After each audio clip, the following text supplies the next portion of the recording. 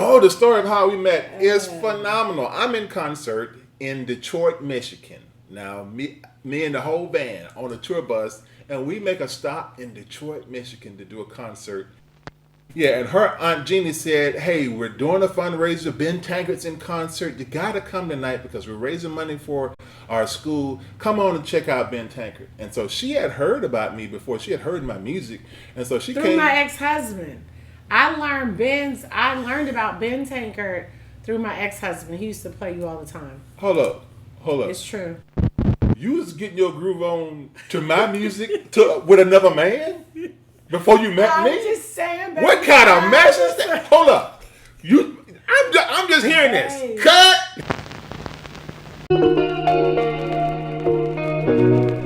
Just like music.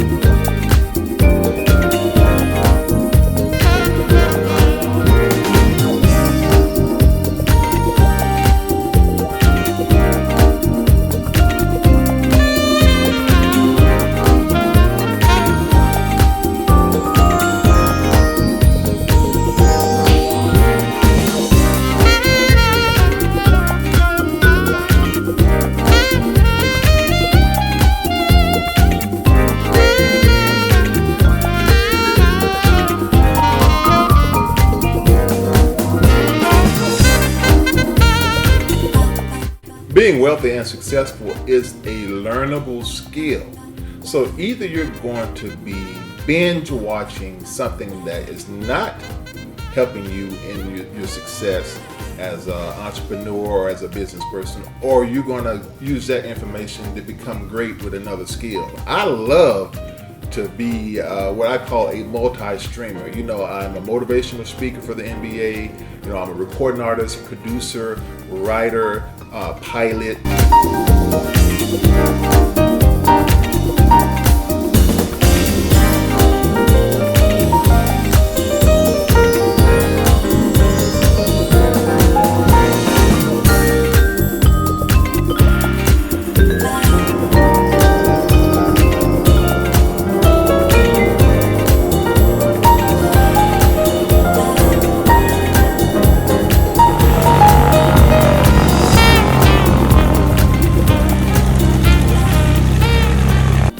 You know, I believe God is in the comma business. People are in the period business. They'll say, "Oh yeah, he's a dishwasher, period," or "She's a screw up from college. I remember she got pregnant when she was in high school, period." But God says, "No, comma. She made a mistake, but comma, woman of God, comma, business owner, comma, mother, comma, parent, comma." You know, so God is in the comma business, and people are in the period business. So I'm just looking for the next comma.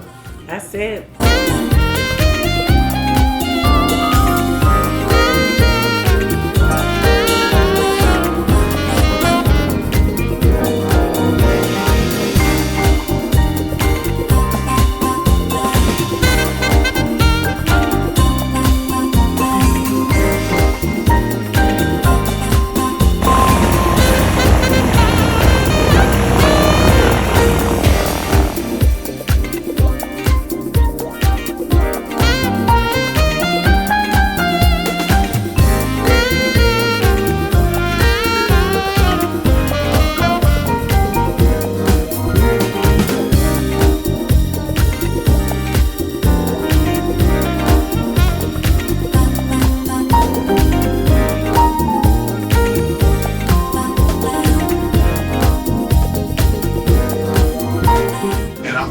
excited, but I'm also nervous, man. This is supposed to be a small event to encourage some young kids about aviation. And man, these people are coming from everywhere. We done ran out of seats. They pulling more chairs in, but it's powerful. All these young pilots, young astronauts, young A&P mechanics, flight attendants, aircraft owners. This is our future, so I'm excited about it. We in overflow, but it's a good thing. But I'm nervous. I gotta find some seats for these kids. Let me look at you. How you doing? Bless you. Good to see you. God bless you. Good morning. We've been a friend for about 25 years now, and it's been part of our story. Chris, come on. Welcome us to the airport. Tell us what you do and what your part you play here. So I'm an airport operations worker here. I started in November. So when planes or jets come in, I fuel them. If they need any services, rental cars, we pull their cars out for them, help them get the luggage off the plane. I'm like most of y'all here. Nobody in my family's in aviation, and I started flying. Well, my grandma took me to the airport when I was 6, and they were giving me free flights. And after that, I just stuck with aviation. I've loved it ever since. Wow.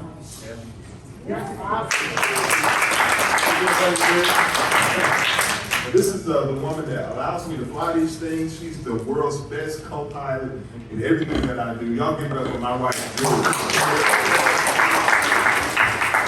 I'm so excited to see so many people come out, and excited, of course. We love everyone, but really excited to see so many people of color come to the space. We travel all over the nation, and when we fly into private airports, Chad, we don't see that many people that look like us. And so we want to change that narrative, and I just really applaud you guys for investing in your children and bringing them out here today. I love what your story was, that your grandma brought you to the airport at 6 and it changed your entire life, because it does make a difference, and it does end up making a tremendous impact on their lives. Our heart is really to bring as many people as we can, not just into aviation, but into wealth. We want our people to know that economic empowerment is probably one of the greatest things that could happen for us as a race of people, when we can educate our children and expose them to what life has to offer them. Let me give you a quick lesson in aviation. Everybody say,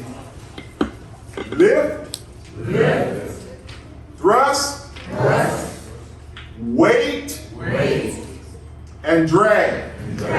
The 4 laws of flight are lift, thrust, weight, and drag. And they are self-explanatory. Lift lifts you up. Thrust thrusts you forward. Weight weighs you down, and drag pulls you back. Everything in your life and every person will fall in one of those 4 categories. Every class you take, every teacher that you have is going to either be a lifter, a thruster, or a waiter, or a dragger in your life. It's just a way to introduce our young kids to this world that we live in. When I was your age, I didn't have anybody saying, you can be a pilot when you grow up. You can be an airplane mechanic when you grow up. In fact, in my community, we were scared of flight. If you mention airplanes, oh no, you never get me up in those things. Those things is falling like flies. No, sorry. And so we were very scared. We were scared to fly, and we were also scared to swim. Nobody knew how to swim. If you wanted to really get cussed out, act like you gonna push grandma in the water at the lake where they have a family reunion. Just act like you gonna push her in the water. You would get beat down. No, don't play with me. You know I can't swim. So in our community, the 2 things that we need more than anything in the world to live, we're scared of: air and water. But it changes today. So I'm a proud aircraft owner. We have my friend all the way from Chattanooga, Brother Chad, who is a proud aircraft owner. He flew his plane in. And we have a special treat, Brother Prince. He's an A&P mechanic for airplanes. Y'all give it up to him. We have my personal pilot who flies me, keeps me safe when I'm not flying. He's there for me. But he also is an airline captain himself. I want you to see the whole outfit. Stand up, Captain Corey.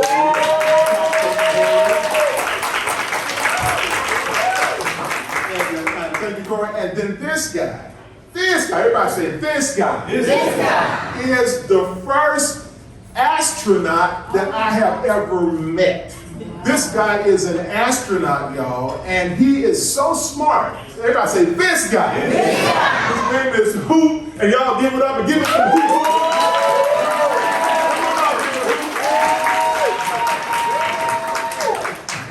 I am pleased for the opportunity to get to talk to some of you this morning about aviation. And let me ask you a question. You suppose I was born as an astronaut? No. No. Was I born as a pilot? No. No, I had to become one. Okay? And what does it take to become a pilot? What does it take? You have to be good. You have to stay out of trouble. You have to do well in school. And you know what? It isn't just so you can be an astronaut. It's so that you can have a very successful life as a grown-up, like Mr. Tankard. And anybody can do it. So there are so many careers in the world of aviation that any of you can aspire to. Now, I tell young people all the time, set yourself a goal. There's an old expression that says, if you don't know where you're going, then any old road will get you there. And is that going to be a good road to take? No. Try to set yourselves a goal, and then don't let anything get in your way. Set yourselves a goal and say, I'm going to go do this. Are there going to be setbacks? Are there going to be times where you don't achieve everything you wanted to do? Yes, I've had plenty of those. We should expect setbacks. That's life, okay? But we aren't going to give up, are we? No, we're not. All right, Ben, thank you so much for letting me Take some time, take maybe some of your part time, some of your Netflix time, and just come to the airport and hang out.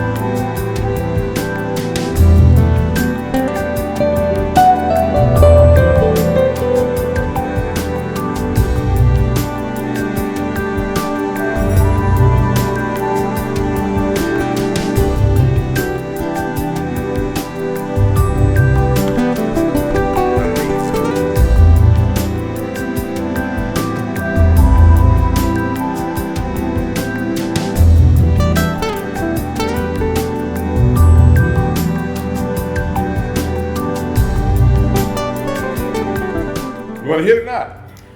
I'm good. Oh, this You one good? got you. This one got you. This gonna cover your head. Hit me. This gonna cover your You head. ready? You sure you sure? This positive. gonna cover your head. You ready? This gonna cover your head. Let's You go. ready? All right, let's go. All right, 21. I got y'all. Give it to me. I got 20. Give it to me. Yeah, you won that one. I'm One more trying. hand. So you know we got to have this conversation because it's been rough. It's been rough in our country. When you get pulled over for being black because you got a nice car in a nice neighborhood, what's your response? We haven't had this conversation because I don't want y'all to fight no battles in the field. We need to get home, then we can go have a civil march. I think it's more so different with us, only because what the world is dealing with now, we kind of deal with it inside the house. Because as of what you just said, you got a big house in a Caucasian neighborhood. And I think if I knew better, back when Marcus used to live here, I think he got pulled over once in the front yard at this house. More than once. And it's so it's not even out on the streets. It's even in your yard. Yeah, they So come to your house now. Marcus could have acted a fool. Marcus, what happened? Like, what exactly I happened? was coming in you know, because at the time I was traveling. You know, I take the family with me. You know, I'm driving back and I get in late. You know, it's like 2 or 3 in the morning or whatever. And I come in and I'm unpacking the car. I was at the kids asleep. Our ritual is that I unpack everything and then we unpack the children. Right. So they see me going in and out of the house, you know, coming in with things or whatnot. And two cops, They both white. both of them white, pulled up in the yard. And I didn't know they was in the yard. Tisha called me and she said, there's somebody in the yard. And she said, I said, what they do? She said, they walking around the yard. So I come running down, you know, to see what's going on. And it's cops. The cop, one pulled in on the far driveway, one pulled in, and the one come right in the house. And I, you know, trying to keep myself together, you know, and I caused no scene. You know, I came out the door and I kind of yelled out, "The problem! Can I help you?" You know, and he said, "Well, you the owner of the house?" I said, "I'm not the owner, but I live here." And they said, "Well, can we see some ID?" Now, mind you, I'm not gonna argue with no cop. I'm not gonna argue with no cop. So I just, yeah, sure. Let me go back to my car. You know, I keep one hand out. You know, whatever. I go to my car. I'll let you. You know, whatever. You know. They was giving you the side eye. Wow. And I hardly think that they would have done that had I been this calm. I don't get a whole lot of direct racism because I'm so big. I'm about to say I got you're the so rings big. on. So I get the Michael Jordan pass. What I call the Michael Jordan pass is, you know, if they think you're wealthy, if they think you're a ball player, you different. So they won't treat you with the same racism that we treat somebody else. So they assume I'm wealthy. They see me in the big truck, or you know, like I look. I haven't got stopped, or I haven't been hassled nearly as much as the average person has been hassled. My thing is that if you are stopped, y'all my boys, I need y'all to stay alive. Even if you know they're wrong, even if you have rights. I know the younger guys sometimes y'all want to just shake it, bake it right then. But let's just put your hands on the wheel. Let's have the Black Lives Matter survival kit right above the visor with your license, your proof of insurance, your registration, all right there. Move slow motion, and let's just go really animated and real slow and do what we need to do just to be able to get home. Then we'll double back if they treated you unfairly. Yeah. If they, you know, were biased or racist, we'll double back and file something. But don't try to fight it in the field. I need my sons home. We'll fight later on. How y'all surviving post-pandemic as things get back to normal? Is it going to ever be normal for y'all? Is it affecting your business now that you moved to Texas, now that you know, got your own place and y'all not under my roof no more? I don't really know what's going on with y'all. So post-pandemic, what is life like now for the Tankard men? You know, because everything's different. Things have changed since the pandemic, but I can honestly say this: it forced me to think outside the box. You know, it forced me to, you know, I never thought anything was impossible, but it really forced me, like, no, you're gonna have to shake and bake and really make the ground rumble. And what I learned from it is always stay uncomfortable, because if you're always uncomfortable, you're always prepared to get comfortable because you're uncomfortable. You know what I'm saying? But if you're comfortable, you're not expecting to be uncomfortable because you're comfortable. So it makes you stretch. I had to pivot. Because a lot of a musician's income is on the road with concerts, but man, when this thing happened, everything shut down. I just happened to be at home anyway. I was gonna be home for 6 months because I was working on a new record, and so I'm in there working on Shine, and they said, okay, all right, everything shut down back in March, and you can't go anywhere. I was like, I was gonna be home anyway. But what happened over that last year is, I guess people were listening to more music or whatever. But my royalties went up 1,000% during the pandemic. So I was making more sitting at home, just playing on Facebook once a week on Sunday, just stay connected to my fans. I was making more doing that than I was on the road 20 days out the year. I wasn't so much affected by that because I was working on the operations side for an online on-demand service company, on-demand service company. And so with stuff like that, those things went through the roof. All of the on-demand delivery services, those things went through the roof because the restaurants weren't letting people come in and do dine-in. Right. And so anytime you come up against a challenge, whether it's personally or whether it's nationally or globally like this, it presents opportunities. For me, we handled it. We handled it. It could have been a bad thing because personally, I lost my job. They bought me out. Right. And that severance money only lasts so long. Marcus, I'm so proud of you, man. You're further along at your age now than I was. Benji, we're all growing. But if nothing ever happened from this moment on, if this was it, I love you guys. I'm proud of you. And I just asked a favor that if you would consider, please help me to try to keep this family close because everybody is doing their own thing. Years ago, we were all under this one roof, remember? Just 10 years ago, we were all under this one roof. And I knew when people were coming and going, and I knew everybody's schedule. I knew what was on everybody's vision board. It was all in front of me. But now, it's almost an empty nest. You guys are going on to do what you're going to do. I'm proud of it. But I need you all as the men to help me pull these women in, pull these grandchildren in, and let's make sure that we stay connected. I agree. I can do that there. Usually the women take the lead in that. I want the men to take the lead in that. Because we can check out as men. We don't want to be bothered. We're not interested in justice. We're interested in quiet. And so we'll settle for certain things just because we don't want to hear the yin-yang. But I need y'all to help me lead the charge in the callbacks, the family chat, the holidays, the vacations, the times that we can do a group call, group Zoom. When was the last time we did a Zoom where everybody was on? Everybody was able to be on. So I need you all to help me, be successful, be your own man, but help me keep the Tankard clan close.